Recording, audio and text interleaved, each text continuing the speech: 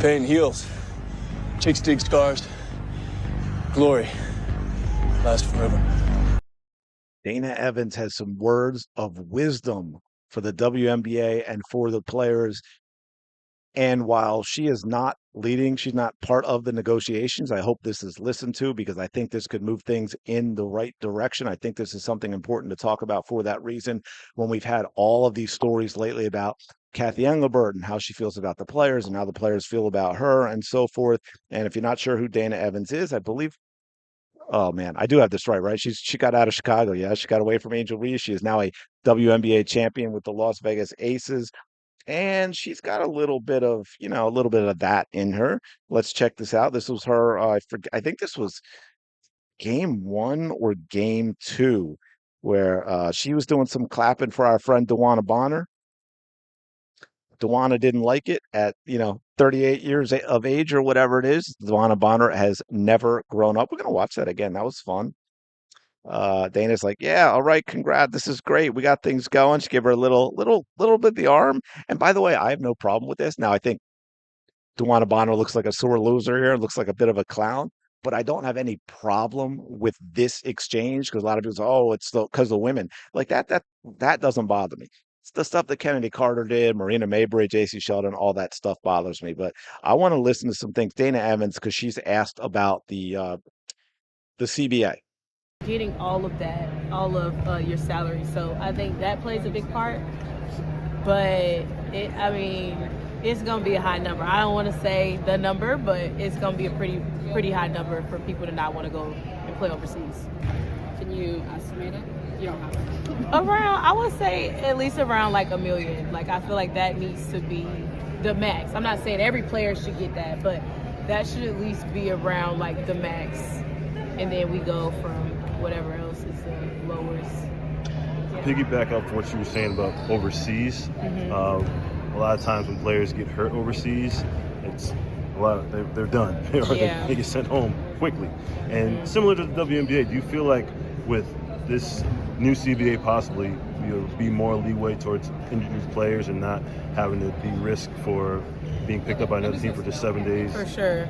Yeah, I think insurance is another thing that we've talking a lot about with the players overseas and things like that, because you are taking a risk getting injured and not being able to come back to the States. But I do feel like, again, that the organization should be able to take care of things like that and have more say-so in that as well.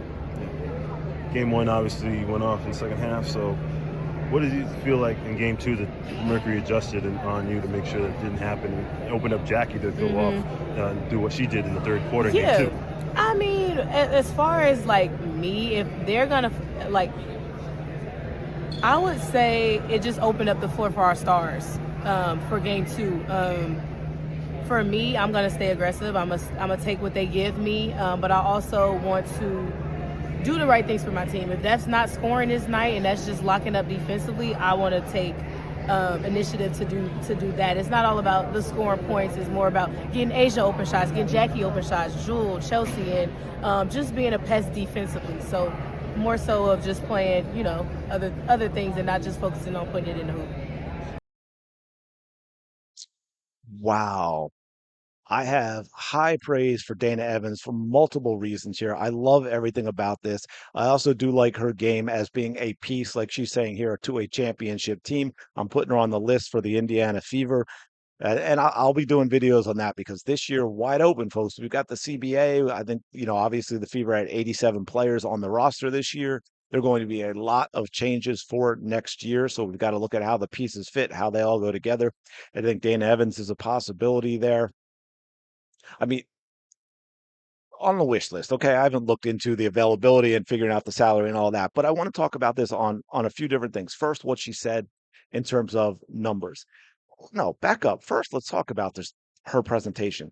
Well spoken, didn't get into emotional vitriol or personal attacks or going after Kathy or oh woe is us, look what the NBA makes and oh poor little me and I deserve all of this stuff. No, she was thoughtful, she was well spoken, she made good points. You don't come away from this thinking Man, I'm sick of hearing this crap from these players. They want this, they want that. They're arrogant, they're condescending, they're unlikable. You don't get that at all. This is a fantastic display from Dana Evans when she's wading into some things that are, of course, going to be controversial with the CBA. And I think this is how you approach it. And by the way, from all the numbers that I've seen, I am also perfectly fine, perfectly in line with what she said about the max being at up around 1 million. If you put the max around 1 million, the minimum at about where the max is now, maybe a little less, say 200,000. Let's say rookie salaries coming in, like, and maybe it goes a little lower for rookies, like maybe the top 2 or 3 draft picks, the first year is 200,000. Maybe it's down near for lower draft picks, it's down more like 100,000, and that's like the low. But maybe the vet minimum instead of what's the vet minimum now, like 70, 90, something like that. Maybe the vet minimum's like 200, 175. The max is 1 million. And then also she talked about the injuries and stuff. And I agree. Like, I am not with the league in that respect. I think injured players have to be protected more in terms of their contracts and how that works out, and that we can minimize the type of stuff that happened with look, it happens at times, especially in the NFL. You get guys that get, picked up off the street and this and that because the team has a rash of injuries, but it shouldn't have to happen the way it did with the fever.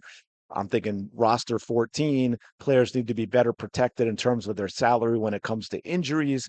Make a 200K minimum, $1 million max, and then of course there are going to be some other sticking points like the revenue share and this and that. But I do not think that this should be the absolute nightmare that is where it seems that we are headed with both. Kathy seemed to be a disconnected, uncaring owner. See my Candace Parker video yesterday in terms of how she deals with things and how she handles the players and this not understanding. Look, when you have something like this, it is the investors that take all the risk, right? 100% completely get that. But in a sport, but it's also then even more so than, say, working in a retail store or, any kind of job, really. There are only so many people that can do it, and they're ultimately the face of the entertainment. It's like, let me see if I can do it this way. Movies. Well, nowadays, I don't think there really are any movie stars. There used to be, and a lot of people would go see a movie for a very specific name. I think some do that now, but it's not as big because, I mean, just look at how almost all of them have their bombs because people are like, I don't love that actor or actress enough. But anyway, the talent that's on the screen that puts butts in the seats, that's why they get paid the big bucks. Even though really for me, I think it's the writer that's a lot more important. You need to write an absolutely phenomenal story so that when the rest of the talent destroys it because of their own ego, it is still a good enough story that also puts butts in the seat. But no one cares, right? Like no one cares about the writer behind the scenes. And with this, man, they're not going to see the owners. They're not going to see Kathy. They're not even going, they're not going to see the front office. They're not going to see the coach. They're going to see the talent on the court. And you need to compensate them accordingly, again, based on revenue coming in. So, anyway, that's why I want to talk about. I love what she also said about being a contributor on her team. Like, this is, how I've been about these players and media training and how unlikable they come across. Dana Evans gets an A+ for me on this, wading into multiple controversial topics. Thought this was absolutely phenomenal. High praise for her. I love it. I want to see more players act like this. The WNBA has a phenomenal opportunity because the NBA has just, it's terrible. It's almost unwatchable basketball now with all these lazy guys who don't care about winning, chucking up threes, not playing any defense. LeBron James, and those guys they haven't even practiced. I think what, less than 2 weeks before the first official game, they haven't even practiced with their center yet. These guys don't care about winning in the NBA. It's insane. Guys who scored average 3 points a game get more than the top players in the NHL, guaranteed money. They have no desire, no motivation to do anything. The WNBA is a great opportunity to fill that void. But anyway, let me know what you think about everything Dana said and also Dana and her presentation and how she came across, because I think that's so important too. Do me a favor, smash the like button, subscribe to the channel. I will give you the details at some point, but I am going to give away at least one shirt, one bench mob shirt when we hit 15K subs. So anyway, smash the like button, subscribe to the channel. Go have a fantastic day. I will talk to you later.